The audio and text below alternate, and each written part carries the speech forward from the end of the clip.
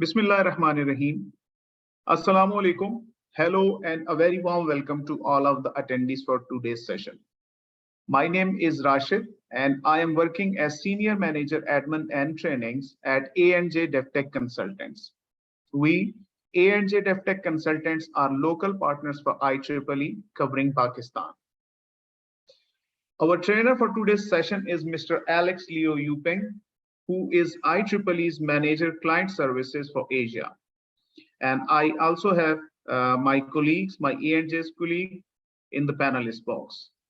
Today is the second session of the series of 8 sessions being scheduled by IEEE and A&J DevTech Consultants for Pakistani researchers. And the topic of today's session is From Research to Publication, an overview on IEEE publication process. Now, without wasting any time, I am inviting Mr. Alex to start the session with his presentation and live demonstration afterwards. So I am going to make Alex a co-host.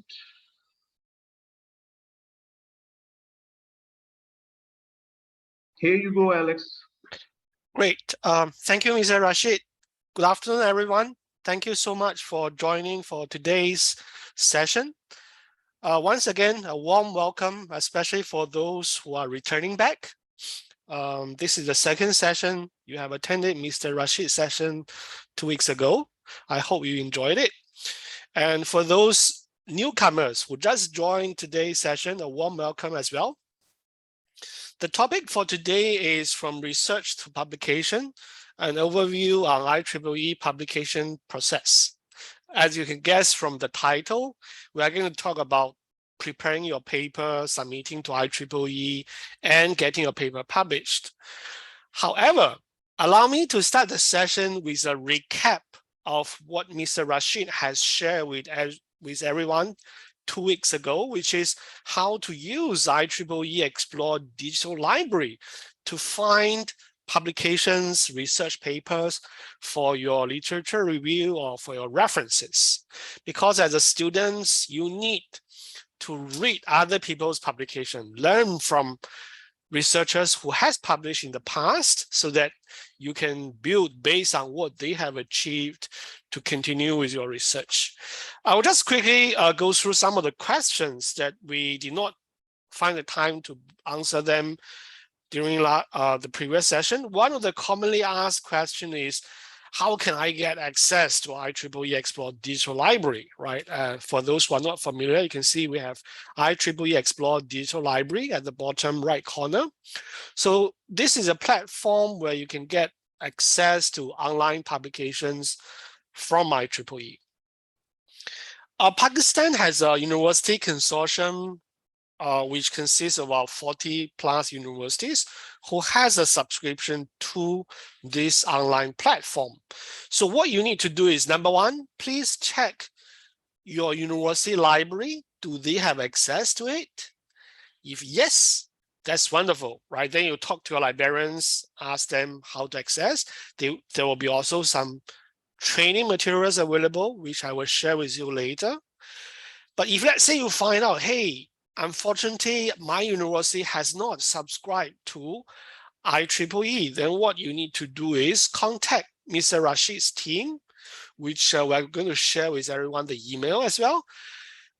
You check with them, is there anything they can do? So if we have find out a lot of universities that has not subscribed to the platform, we may be able to see what we can do or talk to the universities or the consortium to try our best to bring it to you. All right, so that's number one. Number two is, how do I use the platform? Well, if you do not know how to use the platform, you may want to watch the video recording. So Mr. Rashid is sharing 2 weeks ago. There's a video recording which will be shared with everyone later.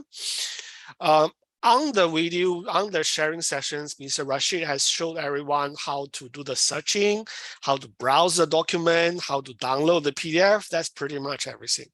Towards the end of my session today, I will also be sharing with you some resources, online videos to teach you how to use those functions as well. So that's a quick recap of common asked questions from last week. Now let's start today's session. We are talking about getting a paper ready and submitting to IEEE. However, I have to warn everyone, today's session is not about teaching you how to write a paper. I know some of you must be questioning, right? What is Alex talking about? On one side, you are telling me how to prepare a paper. On the other side, you are telling me, I'm not going to talk. This is not about writing a paper. Well, what I mean is, I'm not going to talk about the content of your paper. For example, your research topic. How to choose a research topic, or how do I design an experiment, or how do I analyze my results, or how do I conduct research in, let's say, computer science? How do I conduct research in semiconductors? Nope. I'm sorry, my friend. Those questions, you have to bring it to your supervisors, because I am not the subject expert of your research domain. No. So what I'm going to talk about is, what are your choices? What are the options for you if you want to publish your paper? Journals or conferences? What's the difference? The paper structure, what's the required paper structure for a journal paper? For example, what should you include in the abstract? Or what are the components you need to include in your references? What are the reference styles you should use? Those are the things I can talk about. So what I'm going to share with you today is generic guidelines of preparing a paper. It is not about any particular paper in any particular research field. Because if you ask me a question like, hey, Alex, I have questions on how to conduct research in superconductivity. Can you help me out? My answer is no, I can't, because I know nothing about superconductivity. All right. So that's the difference between what you need on your subject experts as well as what I can share with you. What I'm going to cover is only up to the submission guidelines, which means how to submit your paper. That's it. All right. But still, we do have a lot to cover. The first thing first is actually the preparation, which means how do I prepare your paper? Are we talking about preparation of the paper? Oops, I made a mistake. No, because what you need to prepare is not your paper, is not your publication. In fact, the one thing, the most important thing you need to prepare is about your research. Whether your paper is going to be published or not, whether you're writing for a journal paper or conference paper, that particular piece of work, 5 pages, 6 pages, 8 pages, that document is simply a summary of your research. What's most important is the research yourself. I'm sure you know what I'm talking about, right? You spend 6 months, 8 months, or even 2 years to conduct research. In the end, you may only need to spend a few weeks to write a paper. So for the research you need to spend most time on, and that requires most of your energy and focus. For example, identify a research problem, identify a research topic. I'm sure in the beginning, especially for our junior researchers, new master students, new PhD students, the first and foremost question you have is, how do I choose a research topic? Again, I am not at the position of telling you how to choose a research topic or what research topic you need to decide on, because that should be answered by your supervisor. But what I can share with you is the general workflow of how to identify a research problem. For example, we need to start with conducting a literature review. Let's say I'm interested in doing research in Internet of Things. Well, Internet of Things is a broad topic, isn't it? It talks about connectivity. It talks about communications. It talks about sensors. It talks about data. It talks about networking. It talks about data privacy. So all these different aspects are all about Internet of Things. Are you going to do a research on every one of them, or do you want to do a research on a specific subdomain or subtopic within Internet of Things? I'm sure it's the later, right? So what you need to do is, I need to conduct a literature review on all the topics on Internet of Things. Then I will look at the research trend. Then I realize, okay, in the past 10 years, it seems like there are a lot of research on connectivity, networking of IoT sensors. So in that sense, I'm not going to talk about other aspects. It's just about IoT sensors and the connectivity, the networking of IoT sensors. So I have a small subdomain, then I will zoom into the subdomain and do another round of literature review. And along the way, I'm taking notes. I'm finding papers, I'm reading them, I'm taking my notes. I will discuss with my supervisor. I will also gather references. And by the time I finish my literature review, I should have a rough idea of the direction I'm going. I may not have the exact topic yet, but at least I know the directions. Then I will talk to my supervisors. He will give me some advice. I will do another round of literature review. Again, this is where you use IEEE Xplore Digital Library, isn't it? Then by the time when you start to actually do your research, you need to draft an outline. Now that outline will serve as the beginning of your paper, because that outline will fill your paper with content, with things like research topic, research direction, methodologies, experimental protocols, or simulation designs. And in the later stage, if you are doing any experiments or simulation, data. And all of those data, you need to report them, record them, summarize them, report them in your final writings, isn't it? So the research itself is pretty much about preparation for your paper, isn't it? You need to start your literature review and you need full text database, which is like IEEE Xplore Digital Library. And for those on how to use them or what are the relevant databases available for your subjects, contact your librarians. So for example, you're doing computer science or you are doing other subjects. You want to know, other than IEEE Xplore, do we have any other database available in my library? Well, don't talk to Alex, because Alex doesn't know what your library have, isn't it? Talk to your librarians. Your librarians will tell you, okay, hey, Mohammed, our library, our university has subscription to IEEE Xplore and 1, 2, 3, 4, another 4 libraries that are relevant for your subjects. Then you can use all the 5 subscriptions, 5 contents for your research, right? Publishing choices. Some of us are asking, can I publish the work in a journal or conference without your supervisor? Well, if you are independent student, of course, but ask yourself, who guided you along your research? You did everything by yourself? Congratulations, you are a well-known researcher. You are independent, capable researcher. Please feel free to publish under your own name. But as we all know, as a master or PhD students, I'm sure you have a supervisor, isn't it? And that person supposedly should have guided you. So what are the choices available? Journals, conferences. What are the differences? Let's look at them. And in fact, if you have read a journal paper or a conference paper, you will know what's the difference. A journal article is a fully developed presentation.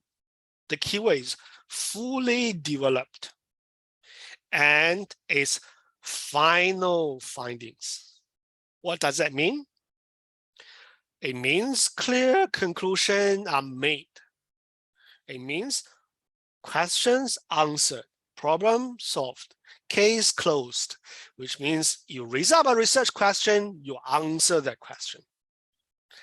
In comparison, if you look at a conference article, it can be written while the research is ongoing. So is it final? I don't think so, because the research is still ongoing, is it? So it can present preliminary results, which means initial findings.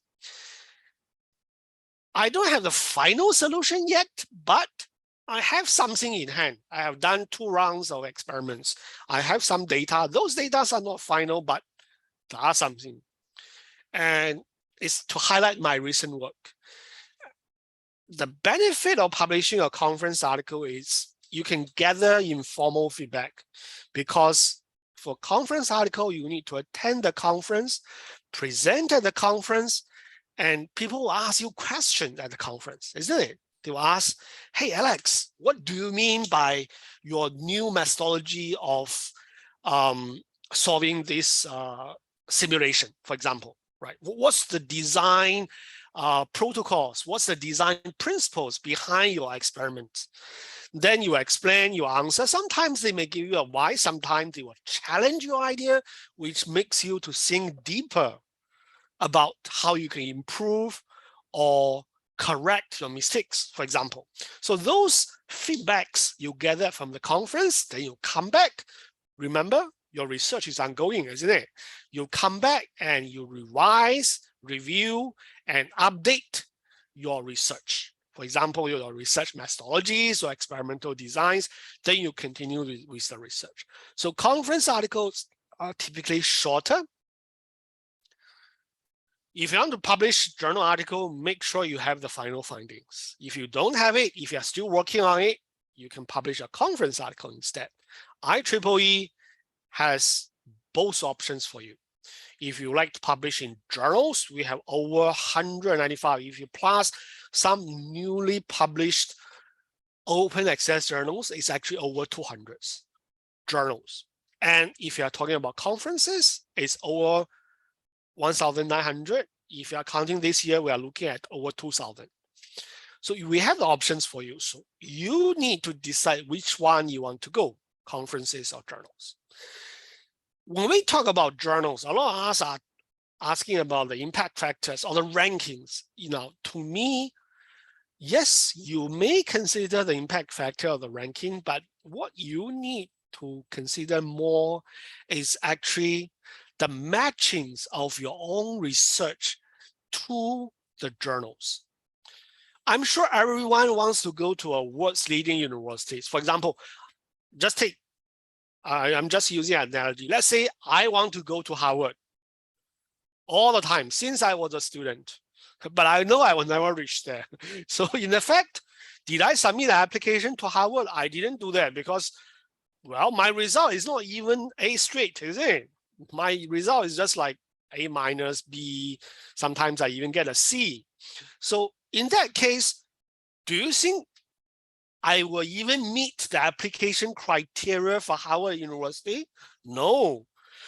So in that case, don't apply to Harvard. The same here, you have to evaluate your own research level before you match or submit or apply, submit your paper to the journal itself. Number 2, you need to look at the journal's reputation, especially the readers of that particular journal. Now, one of the interesting things is in academic scientific publications, scientific communications, there are some research areas, for example, smart sensors, let's say smart sensors or smart cities. This is a new area, a new domain. There are not many dedicated journals or transactions in this particular domain because the number of publications, number of choices for the journals are limited.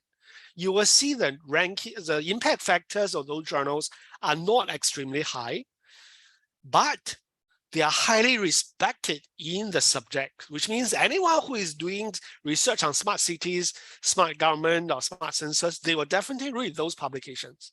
But if you look at the impact factor, they are not extremely high.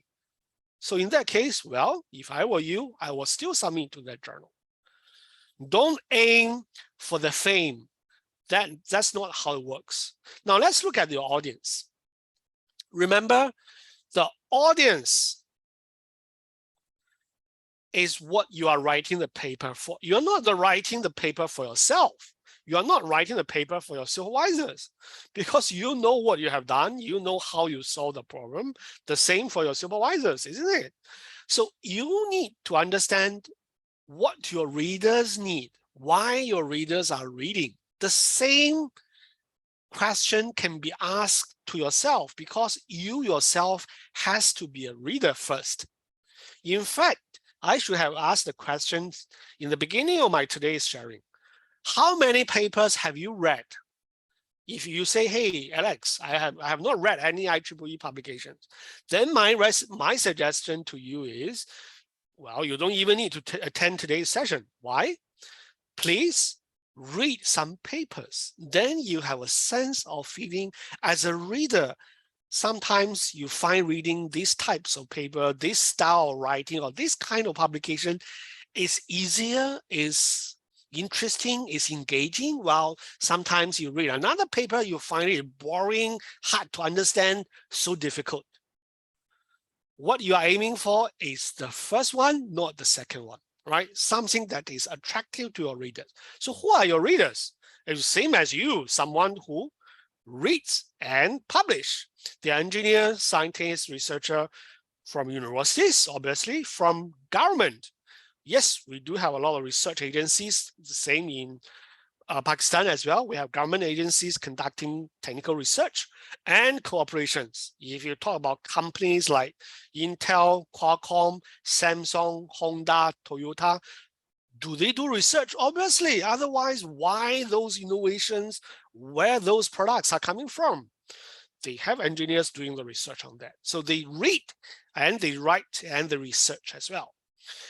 What they are looking for is exactly the same as what you are looking for. A paper that is engaging, that's interesting, that is clear, that is right to the point, that is descriptive in answering the technical questions. And your readers also include editors and reviewers. I'm sure you're asking, okay, hey, Alex, tell me which journal I should submit. Can I submit to this journal? Can I submit to that journal? Well, I don't have an answer for that. But then again, the answer lies within your hand.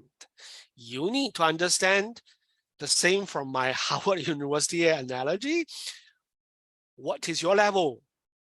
Is your research in terms of level and scope on par with what the journal is looking for? That's why I make it the first one. The second one, obviously, we are looking for original material, isn't it? We're not looking for something that is like a summary. Okay, I have read 10 papers. I write a summary or review of these 10 papers and I claim one paper and want to publish that. That's not what we are looking for, because we are looking for original materials that address a new and important problem. That's very important. How about you would like to extend or improve or continue a previous work that has been published by another researcher? Then you have something that builds upon, or if you can use the analogy again, it's like I want to stand on the shoulders of a giant. Then I move one step up. Surely you can do that. However, you need to explain to your readers what are the previous works that has been done and why your extension or your continuation of this new work is valuable. If other people has built a house and you want to build another story on top of that, you better explain why that makes sense and how important your new floor is. Because that is what your reader will be asking as well. Imagine your reader has read your first 2 paragraphs, then realize, hey, this research question has been answered. Why is this new paper, right? So again, write with the mind of a reader. Write for your readers, not for yourself. The rest are self-explanatory. You need to write with valid methods, illustration, tables, and references. Now, the next one is more interesting, which is a paper structure. Again, I'm only talking about the structure. I'm not talking about the actual content. For example, the methodologies or analysis of the data, the analysis methods, all those you need to go through with your supervisor, and it varies depending on the subject. But generally, the structure of all the papers will look like this. They will have a title, they will have authors and abstracts, and then they have an introduction portion, started with the introduction, followed by approach, which is your research methods, results, discussion, and conclusion. The ending is always with reference list, which means the articles has been read before. Let's look at the title. Again, ask yourself the question. Do you read the title? How do you read the title? Why do you read the title? What do you want to find out from the title? If you have the answers for those 4 questions, then, well, you don't even need my slides. Why? Because you will know what to write for a title. The title is to answer the reader's question, which is, why should I read this paper? Is this paper or article relevant to me? So it's important that you use keywords to straight away tell your reader in a very clear manner what this paper is about. A human expert-based approach to electrical peak demand management. The keyword is electrical peak demand management, which is about power engineering. If I'm someone who is working on power engineering, well, this is something related or relevant to me. If I'm something who is working on, let's say, industrial engineering, working on optimizations or supply chains, obviously this is nothing to do with me, right? This is about power systems. So be specific, concise, use important keywords. Tell your readers. Abstract is a summary of the article. And then I also have one question for you, which is, when do you write your abstract? Do you write your abstract first, then you write your article, or do you, start writing the article first? Then after you finish the whole article, I'll read through it, then I will write the abstract. Which way should you go? Well, the choice is yours. But for me, I usually write the whole article first, then write the abstracts. The abstract is a concise summary of the research. It should be less than 250 words. And it's really in the past tense. You can use the keywords. There are 4 components: what you did, which means your research topic, why you did it, or how you did it, explain your research methods or approach, what results are they getting, how useful are they, and why this whole research is useful or important. So these 4 answers, these 4 components should be included in the abstracts. Keywords. In the past, keywords has been extremely important because the keywords are the ones that are used to index in the database. But nowadays, keywords are much easier to manage because full text searching has been widely available in the databases. But still, you need to identify appropriate keywords that is meant for your subjects and included in your paper. Introduction is a description of the problem. You start with explaining the general information.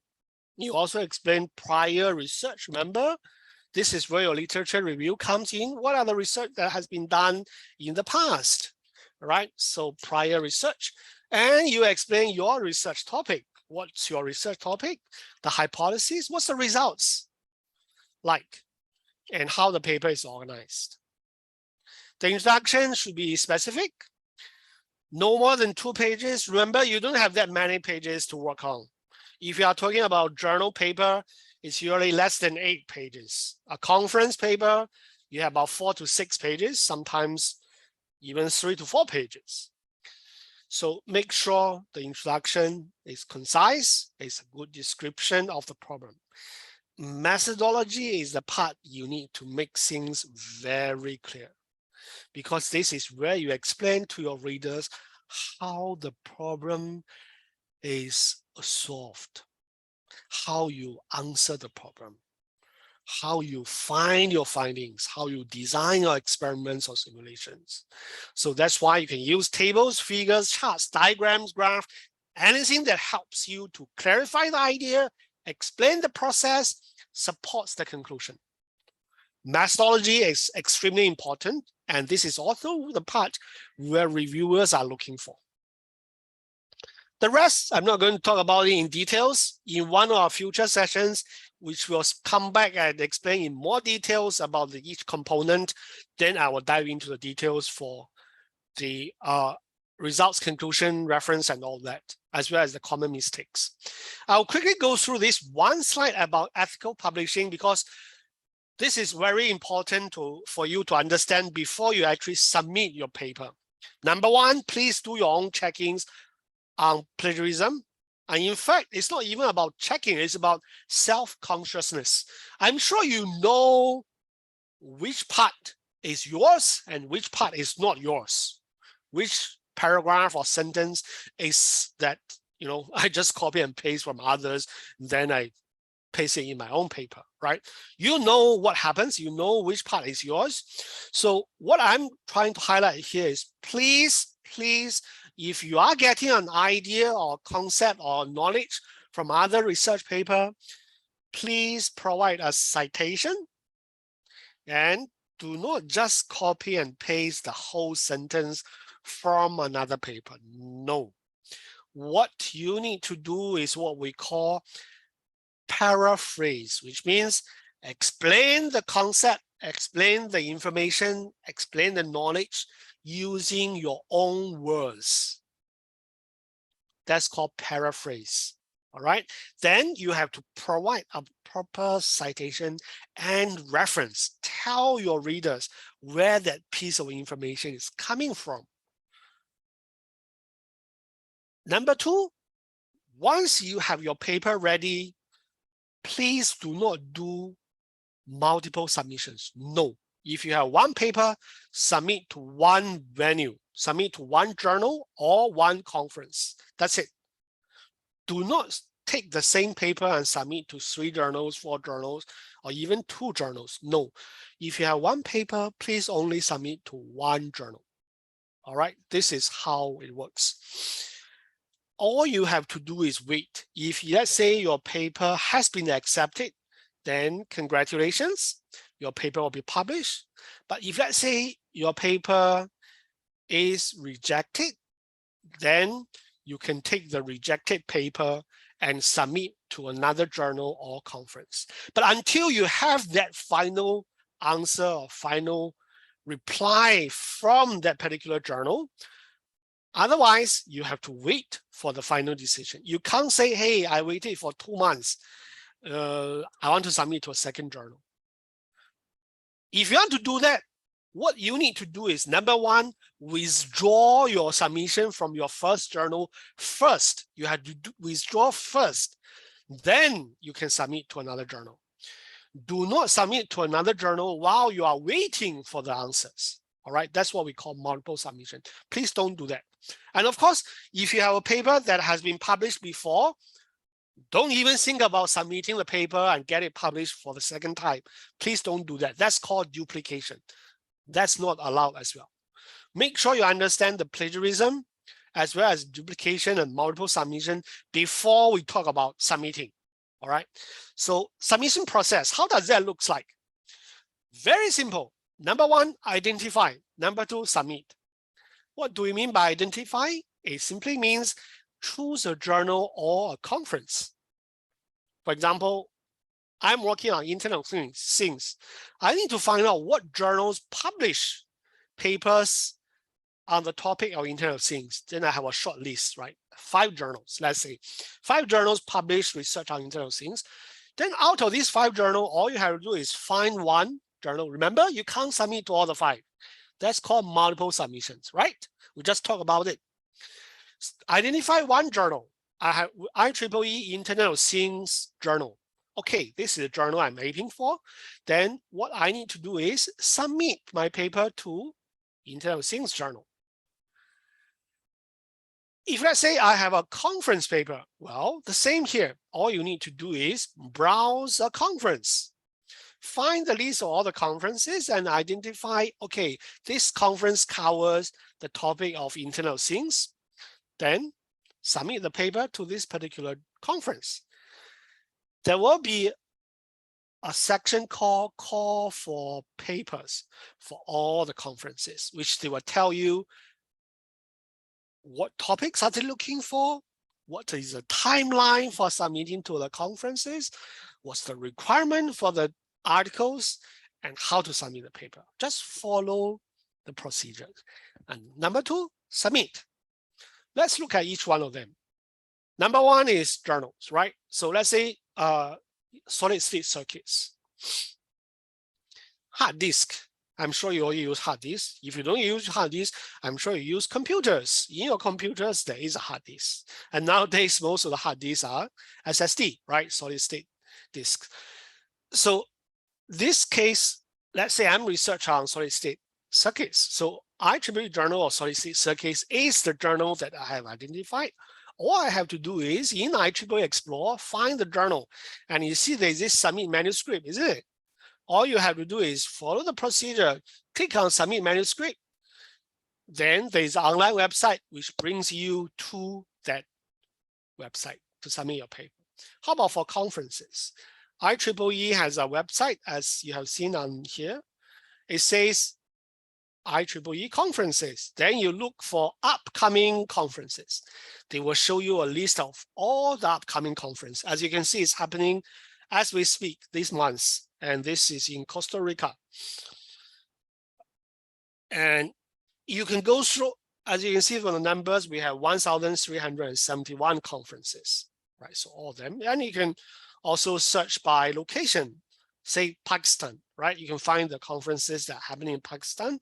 Go for the conference website. So for example, this is one of the conferences from Pakistan, right? It tells you the date. It's happening, it happens, it's already happened, but it's delayed. Oh, sorry. The conference date is 12th to 13th of November. The call for paper deadline is 17th of July. So in this case, do you want to submit your paper to this conference? Oops, we missed the deadline, right? Because you're supposed to submit the paper by July. But still, if you want to find out more about this, click on this conference website. It brings you to this conference website. And as I'm telling you, there's this call for papers section. Call for papers. They will tell you Institute of Business Management is one of the Pakistani. They will tell you the college, and at the bottom, they will tell you the guidelines, the information.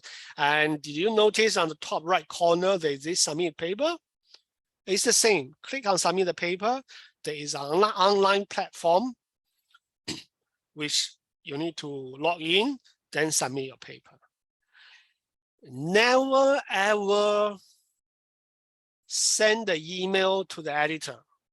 Never do that. Please don't do that.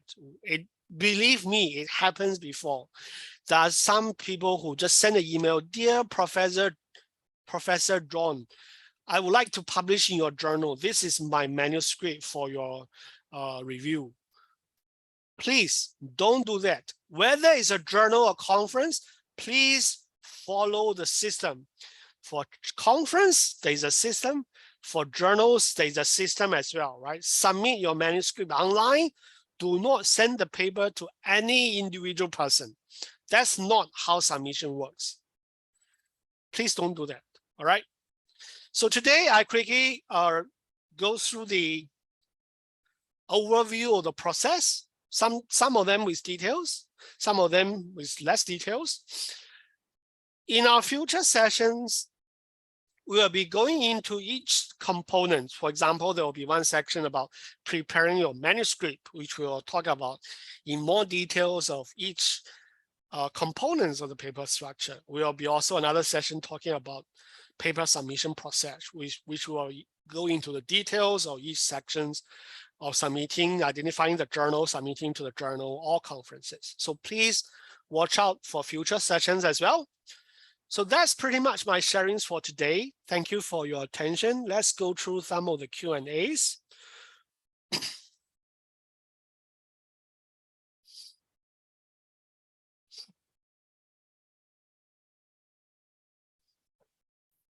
There's one question of how long does it take to get accepted in an IEEE journal?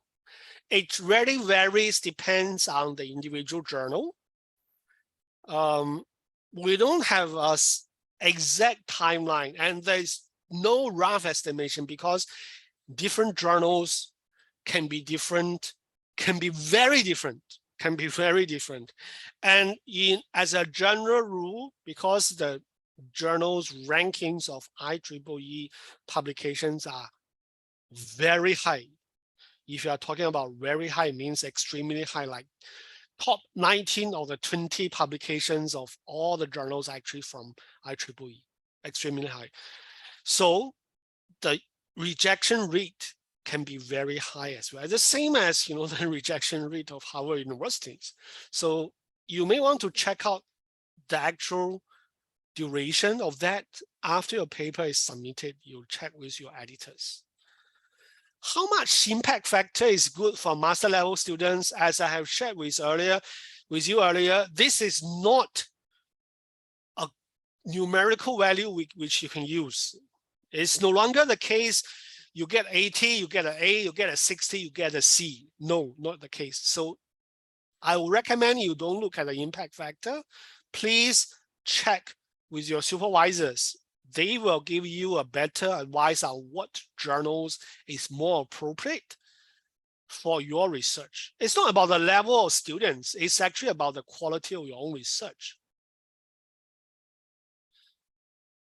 Can we get some insights about why category journals and their values? I believe this category is set by your HEC, Pakistan HEC. So if you need more information, please check with HEC instead of IEEE, because IEEE didn't set those categories. All right. Is it necessary for the authors to go to the conference physically for presenting the paper? Yes. Please check with your conference organizer. How can we check the importance of the conference paper? Very good question. You may want to check with your peers or your supervisors on how good or how bad that conference is. One of the simple ways, I won't call it, my apologies for the choice of word. I won't call it a simple way. One of a quick way is you look at the past publications from that particular conference. How do you find the values of those papers? If you realize that all those papers are very easy to understand, they are most likely published by some undergraduate students from some universities in I don't know nowhere, then I would say that conference may not be a good quality conference. But if you realize that, hey, wow, those papers are what's leading, is top notch, is if you ask me, it's like hard to understand. That means it's good. Just kidding. But what I'm trying to say is the impact and the quality of the conference paper that has been published in the past will give you a rough idea of the level of the conference.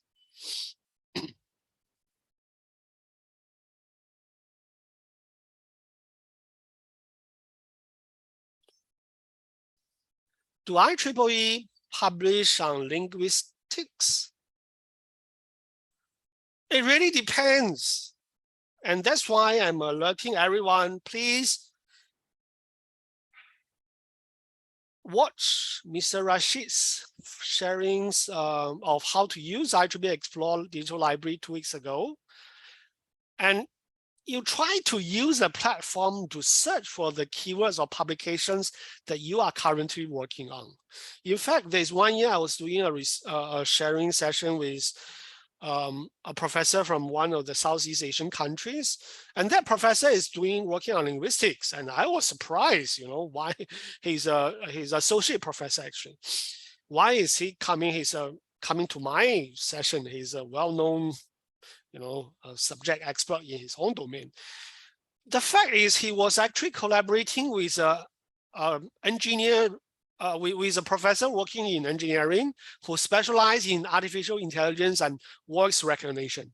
I can still remember this case because he was trying to combine his linguistic knowledge in terms of identifying the tones and the words of choice when the person speaks, together with the engineering professor who works on facial recognition, image processing, to identify the speaker's emotions while the person is speaking, to try to emulate an AI voice to answer the question, the person's question, which is in line with the person's mood.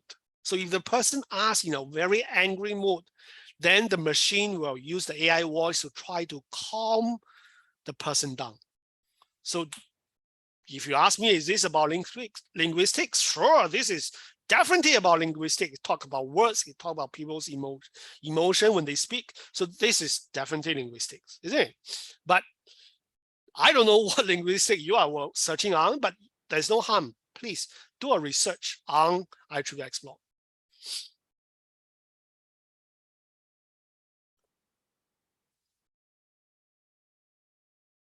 There are a lot of questions about impact factors. I will recommend you to watch today's recording. When I was discussing the impact factor, I have answered all your questions about impact factor while I was discussing that. Right? Please watch today's recording about impact factors, which I shared with you everyone earlier.